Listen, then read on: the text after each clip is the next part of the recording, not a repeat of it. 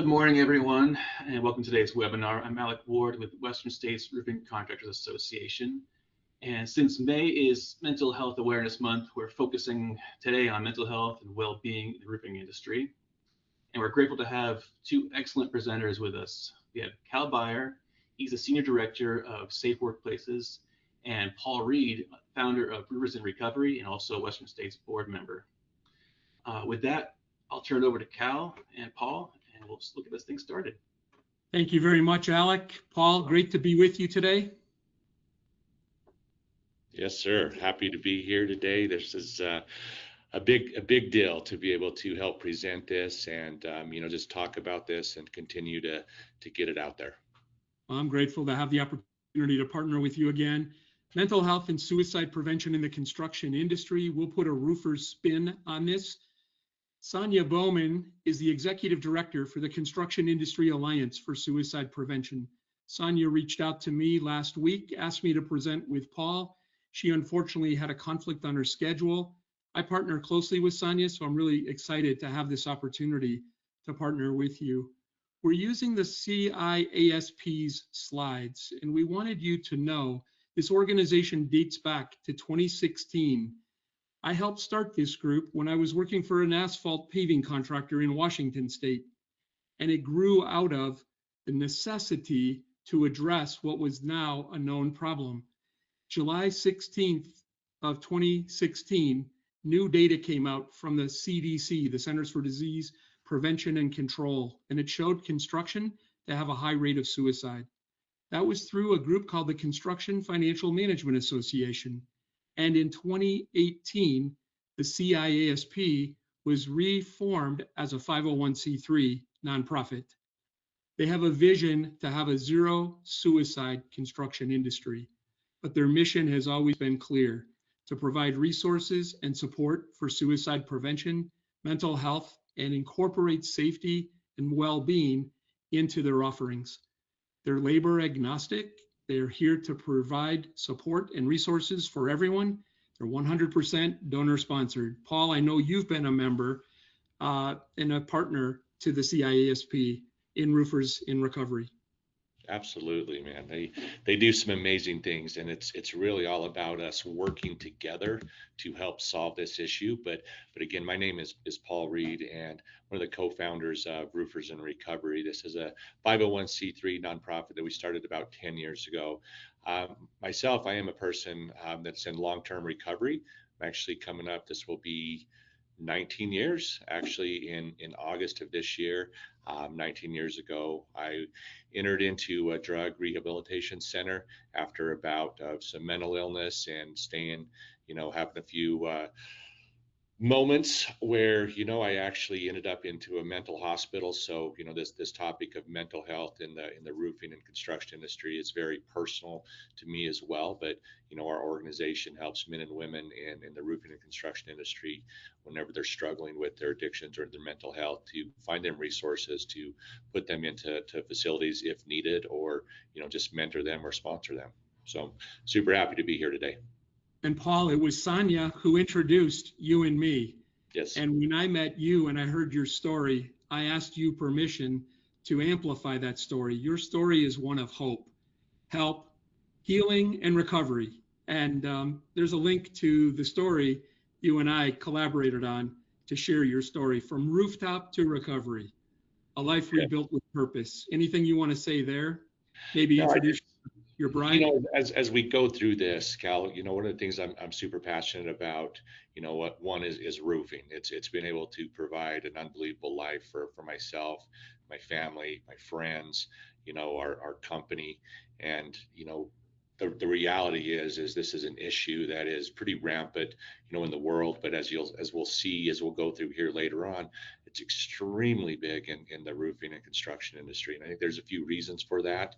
I think it's so important, for us to educate ourselves and to learn about this, and then eventually, be bold and try to help break this stigma. But just excited to get into this today. Yeah, we're very excited about it. My background in this topic goes back to 1992 to 1995. And I started this in the construction industry post 9/11 and after Hurricane Katrina 2010, a new group was formed called the National Action Alliance for Suicide Prevention. And I still serve as a volunteer for that group on their executive committee. The area that I specialize in is the intersection between substance use, mental health, suicide, and overdose prevention.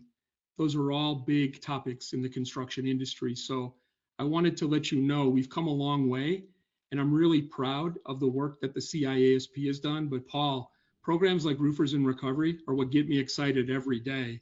I wanted folks to know that the CIASP and the Turner Foundation, we're partnering on a film that's going to be released later this week in advance for Mental Health Awareness Month. So on May 7th, there's an opportunity for everyone to register using that QR code for a video about recovery. And it's called Stronger Than the Silence. The road to recovery begins with a voice. The CIASP and Turner invited our national nonprofit SAFE project to join in as well because of the partnership that we have.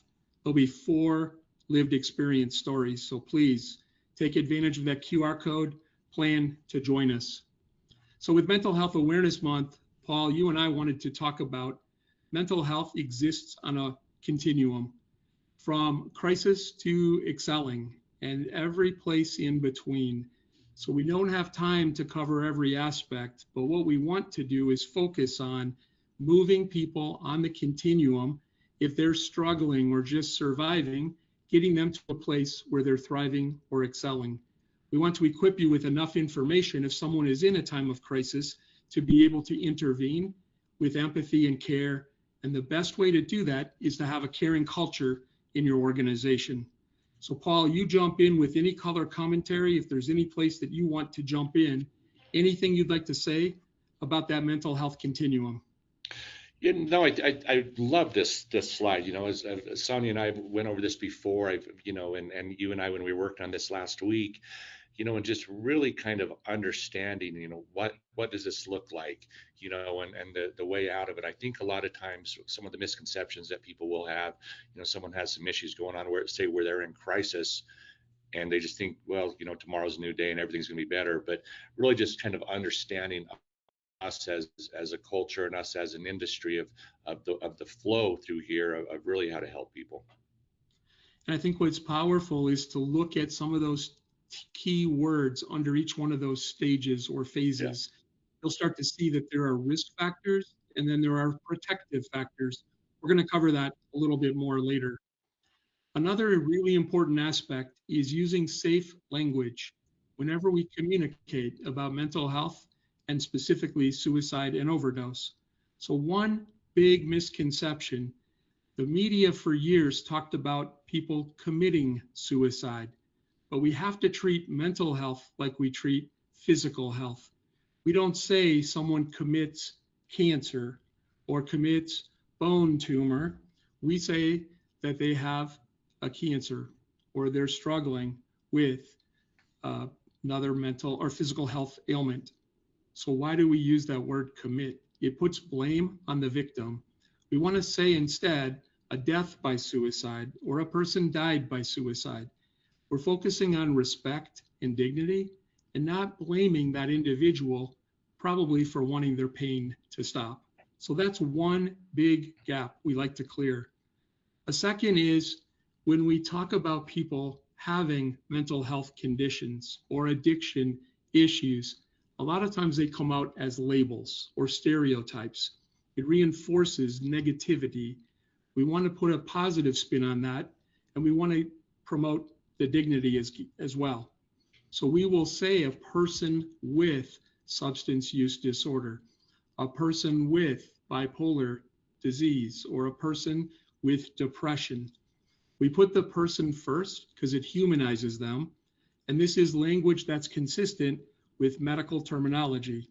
So we're taking away the blame, we're taking away the label, and it gives people an opportunity to address that underlying condition. And the third thing on language that we wanted to address is a lot of times there's myths versus realities. And there's a myth that suicide is an easy way out, that people are weak or selfish. My experience and Sonia's has been anything but that's anything but the truth. People who are considering suicide frequently have lost hope, and they don't want to be a burden on others. In some ways, they're being very unselfish, and it's anything but weak. It takes a position of strength to recognize that you're struggling and that you need help. We're going to talk about some of the ways that you can approach people in this activity. So we'll move along. Yeah, I'd like to throw in on that last deal about when you really talk about how words matter. You know, when we start talking about, you know, like what can we do to help? And I think that's the first thing, is understanding, you know, the way that you phrase things and the way that you speak about them really do matter. And you know, and I look at that and I take that pretty personal. I look at the weak or the selfish. I know when I went through this, my part was, it wasn't about me. I was really convinced that the world and, you know, my family and friends and everybody, society would be better off without me. And to me, it was, you know, I thought it was an act of bravery almost, you know, as I went through the struggle myself. I mean, that's just not what people are thinking when they're going through it. So words do matter on this. And we want people to think about, there's an expression, a gentleman named Ray Stengline from the construction industry, he uses this to call the essence of hope, how important hope is.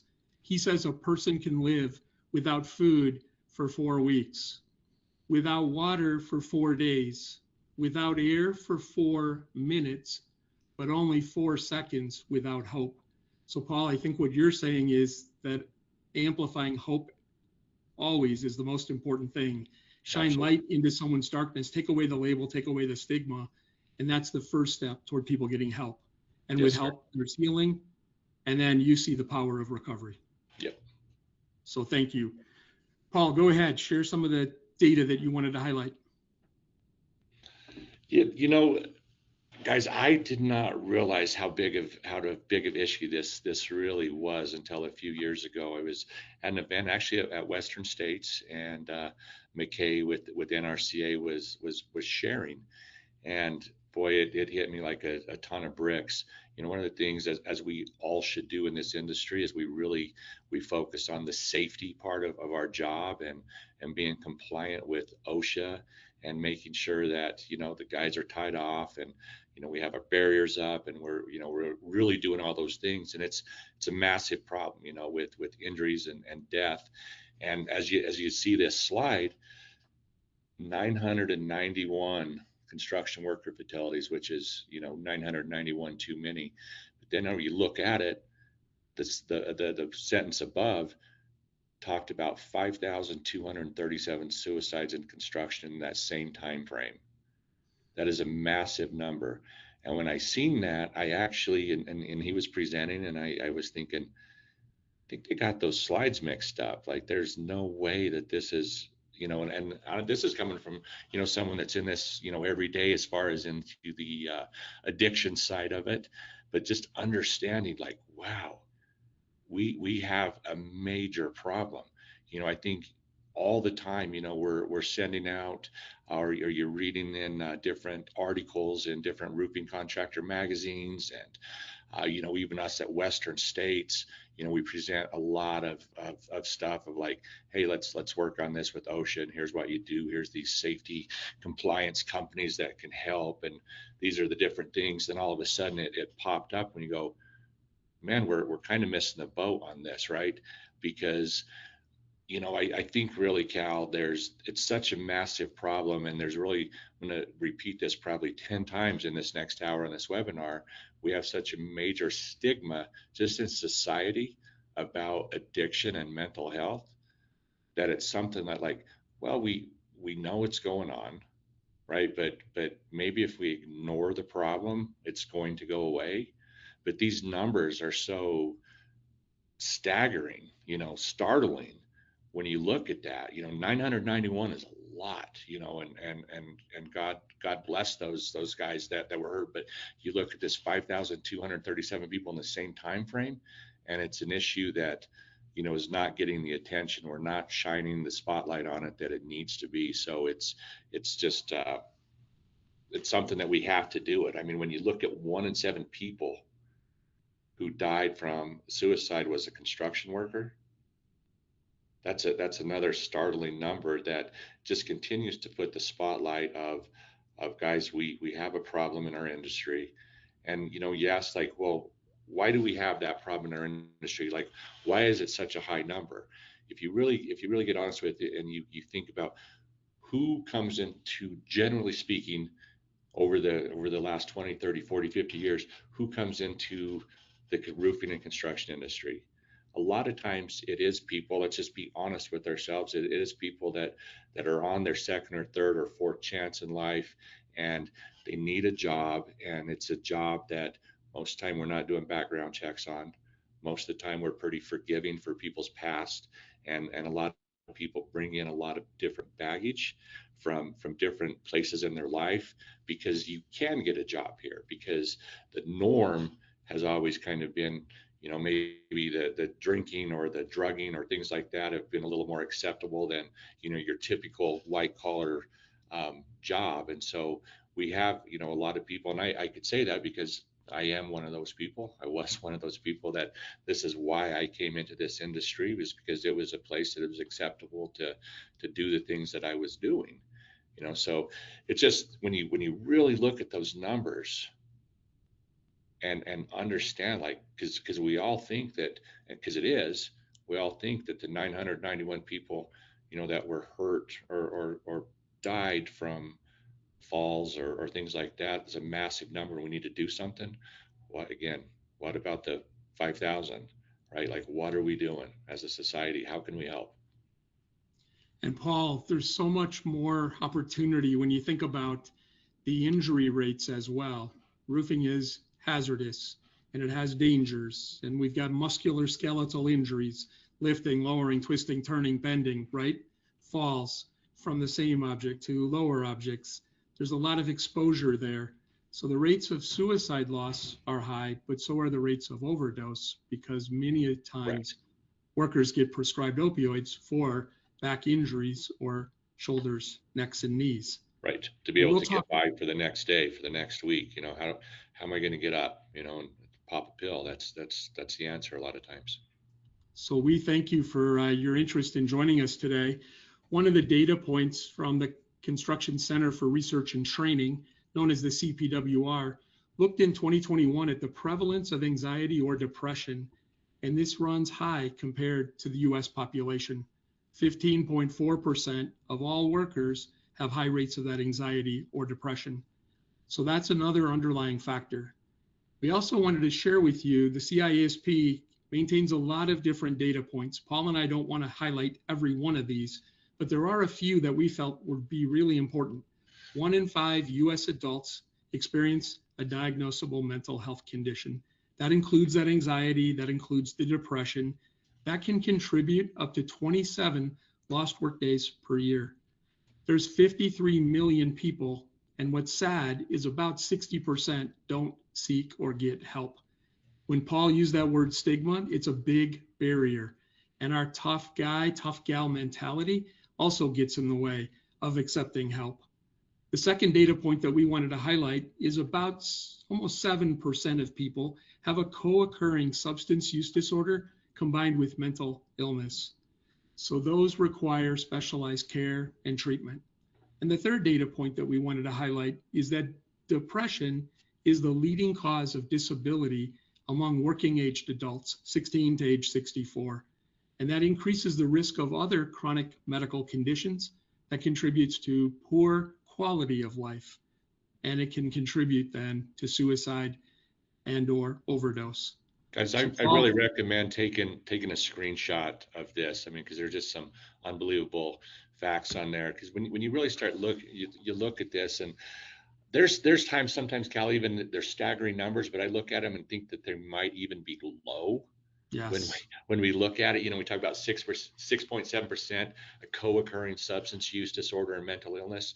I know from being in the recovery world, it's where it always leads, right? And so to me, I think these numbers are as accurate as we possibly could get, but I think sometimes with the real world experience that I'll say they're even a little bit low, right? Which is scary.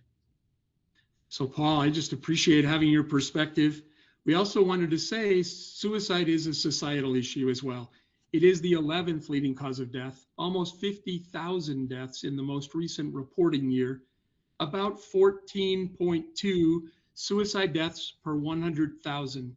In construction, the number is 56 per 100,000. In roofing, it's been estimated between 65 and 80 per 100,000. But suicide also has many attempts, many survivors, many people impacted by a suicide attempt or a completed suicide. So we decided we're going to do something about it. And then Paul, we both have mentioned this grit that roofers have and the construction industry overall. Those character traits serve us well and historically have. It's allowed us to get tough work done under hard conditions. That's strength, determination, and grit. But those are also the same traits